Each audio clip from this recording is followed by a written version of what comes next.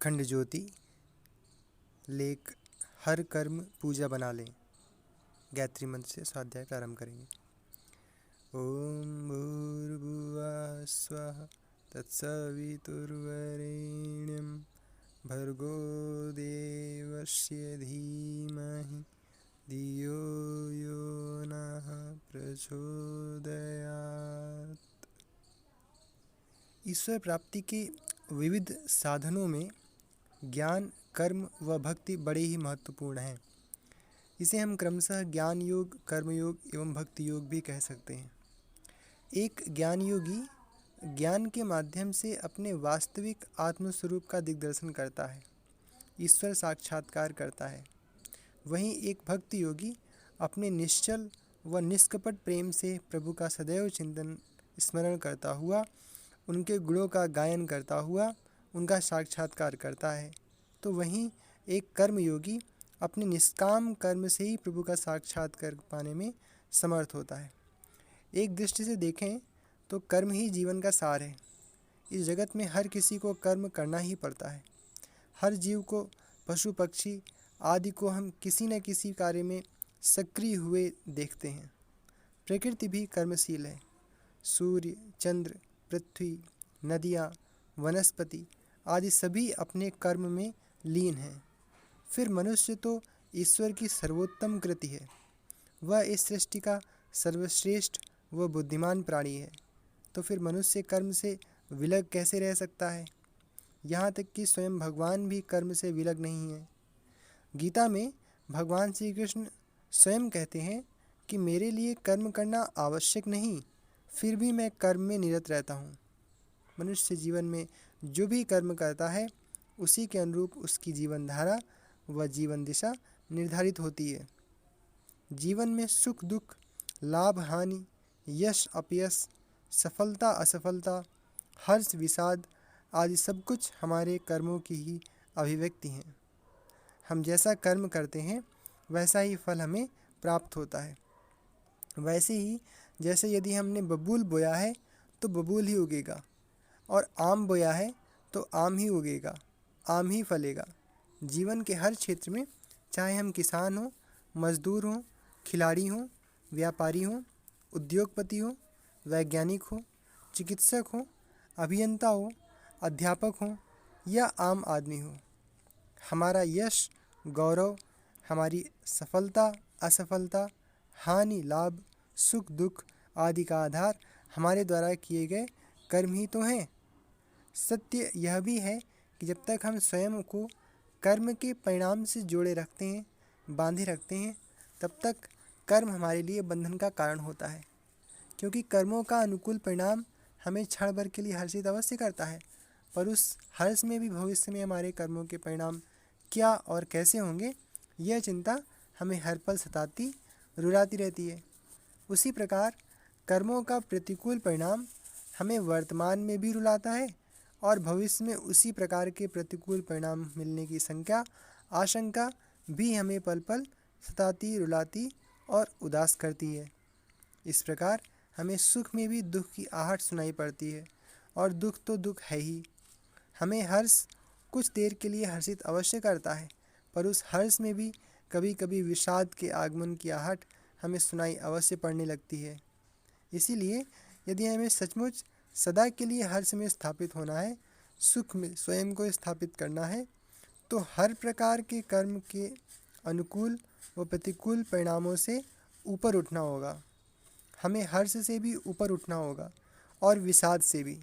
हमें दुख के भी पार जाना होगा और सुख के पार भी। हमें बुरे, अशुभ व पाप कर्मों से तो बचना होगा, पर साथ ही हमें शुभ, पुण्य व अच्छे कर्मों के परिणाम की चिंता व आसक्ति से भी स्वयं को मुक्त रखना होगा। यह तभी संभव है जब हम स्वयं को कर्म के परिणाम से न जोड़ें, स्वयं को कर्मों के परिणाम से न बांधें। हम कर्म सिर्फ कर्म के लिए ही करें। वैसे भी हमारा अधिकार सिर्फ कर्म पर है, उसके परिणाम पर बिल्कुल नहीं। जैसा कि गीता में कहा है, तेरा अधिकार कर्म करने में ही है, उसके फलों में कभी नहीं।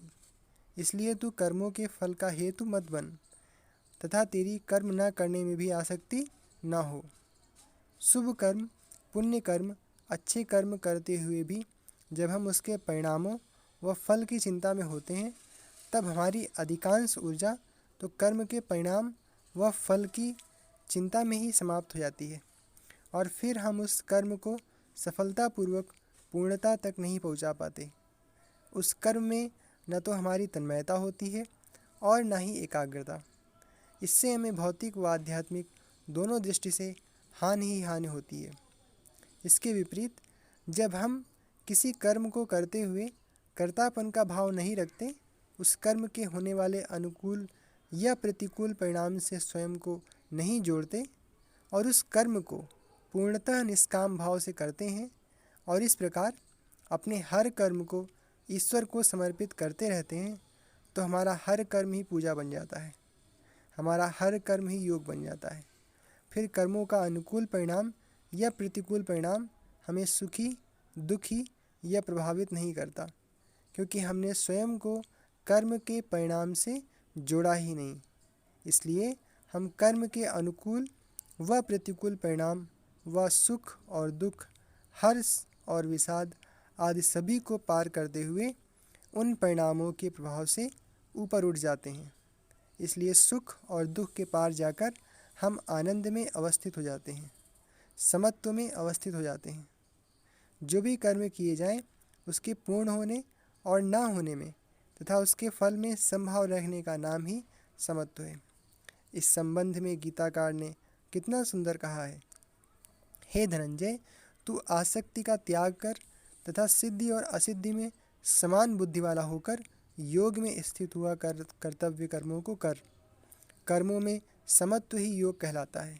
सचमुच योग में स्थित हुआ साधक पुण्य और पाप, शुभ और अशुभ, सुख और दुख दोनों को ही त्याग कर उनसे मुक्त हो जाता है।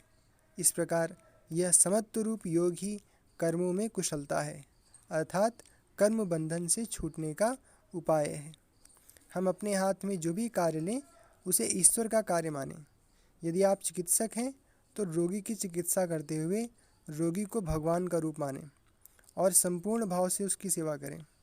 यदि हम व्यापारी हैं, उद्योगपति हैं, तो अपने उद्योग को, व्यापार को भगवान का मानें।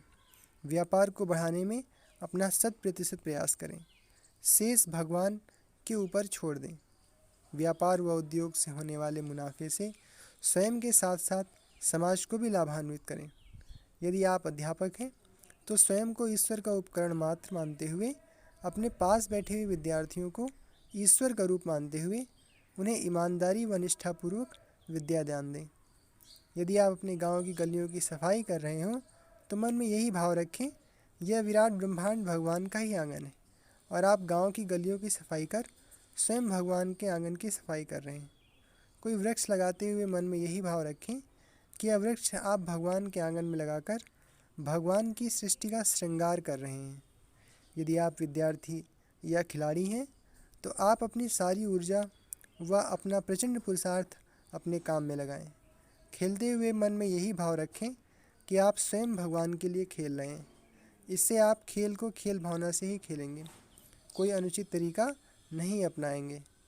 साथ ही खिलाड़ियों में भी भगवान को खेलते हुए देखेंगे और स्वयं को खेल के परिणाम से न जोड़कर खेल को खेल की दृष्टि से खेलते हुए खेल का भरपूर मजा ले सकेंगे, आनंद ले सकेंगे। इस प्रकार हम हर कार्य को कर्तापन की भावना से मुक्त होकर उसे प्रचंड पुरुषार्थ के साथ करते हुए उसके अनुकूल प्रतिकूल परिणामों से मुक्त रहकर उस कार्य को ईश्वर को समर्पित करते हुए करें, तो हमारा हर कर्म ही पूजा बन जाएगा। इससे शनैः शनैः हमारा मन पावन होता जाएगा और इस प्रकार हमारा हर कर्म ही हमें ईश्वर से जोड़ने का साधन बन जाएगा और हमारा हर कर्म ही योग बन जाएगा। इससे हम न सिर्फ भौतिक जगत में बल्कि आध्यात्मिक जगत में भी सर्वोच्च शिखर को छूकर सदा आनंदित रह सकेंगे। भगवान का पूजन करते हुए हम अक्सर भगवान की प्रतिमाओं पर जल, अक्षत, गंध, पुष्प, धूप, दीप, नैवेद्य आदि विभिन्न वस्तुएं समर्पित करते हैं और धार्मिक आध्यात्मिक दृष्टि से भी इसका महत्व है। पर जैसे हम इन भौतिक सामग्रियों को अर्पित कर भगवान की पूजा करते हैं, वैसे ही हम जब दूसरों के लिए करुणा, प्रेम, संवेदना आदि दिव्य भावनाएं प्रकट करते हैं, अभिव्यक्त करते हैं, तब ये दिव्य भावनाएं सर्वज्ञ अंतर्यामी परमात्मा को सूक्ष्म रूप में स्वतः ही समर्पित हो जाया करती हैं। वैसे ही जैसे शिवलिंग पर जल, गंध और बिल्वपत्र आदि वस्तुएं हम अर्पित करते हैं। जब हम निष्काम भाव से किसी पीड़ित, दीनहीन या ज़रूरतमंद व्यक्ति की सेवा करते हैं, सहायता करते हैं, तब हमारी सेवा पाकर उस व्यक्ति की आंखों से खुशियों के आंसू टपक पड़ते हैं। तब उन आंसुओं से सच मानिए भगवान भोलेनाथ की ज्योतिर्लिंगों का अभिषेक स्वयं ही होने लगता है। भगवान की मूर्तियों का अभिषेक स्वयं ही होने लगता है। हमारी सेवा सहयोग पाकर किसी के मुख पर उतर आई मुस्कान मानो भगवान की प्रतिमाओं पर हमारी ओर से अर्पित की गई किसी खिले हुए पुष्प सदृश ही होते हैं। जब हम किसी की प्राण रक्षा के लिए स्वयं का बलिदान करने को तत्पर हो जाए, तब हमारा पावन पुनीत कर्म भी तो हमारी ओर से ईश्वर को अर्पित पूजन सामग्री ही है। देश की आज़ादी के लिए चंद्रशेखर आज़ाद, सुभाष चंद्र बोस, बिस्मिल आदि देशभक्तों ने अपना सर्वस्व बलिदान देकर निष्कामता के चरम को ही छुआ था। भारत माता को गुलामी की जंजीरों से मुक्त कराने हेतु भगत सिंह अपने गले में पड़े फांसी के फंदे को चूमते हुए भी मुस्कुरा रहे थे। उनकी यह मुस्कान, उनका स्वयं का यह सर्वस्व बलिदान निष्काम कर्म के सर्वोच्च उदाहरणों में से एक है। लाल बहादुर शास्त्री, सरदार वल्लभ भाई Patel, Mahatma Gandhi, doctor Rajendra Prasad, doctor APJ Abdul Kalam जैसे सृजयिताओं ने अपने जीवन का क्षण क्षण, पल पल राष्ट्र देवता के चरणों में समर्पित कर निष्काम कर्मयोग का सर्वोच्च उदाहरण प्रस्तुत किया। उसी प्रकार राष्ट्र एवं विश्व कल्याण हेतु प्राचीन काल के विभिन्न ऋषियों, मनीषियों, योगियों से लेकर आधुनिक युग में श्री रामकृष्ण परमहंस, स्वामी विवेकानंद, महर्षि अरविंद, महर्षि रमण, स्वामी शिवानंद, परमहंस योगानंद, युग ऋषि वेदमूर्ति तपोनिष्ठ पंडित श्रीराम शर्मा आचार्य जी आदि जैसे महान योगी व मनीषी भी आजीवन कर्मयोग की साधना में ही निरत रहे। इसी तरह यदि हम अपने कर्तव्य कर्म को पूरी निष्ठा, ईमानदारी, सच्चाई व निष्काम भाव से कर सकें, तो हमारा कर्म ही हमें ईश्वर से जुड़ने व जोड़ने का सबसे समर्थ साधन बन जाएगा।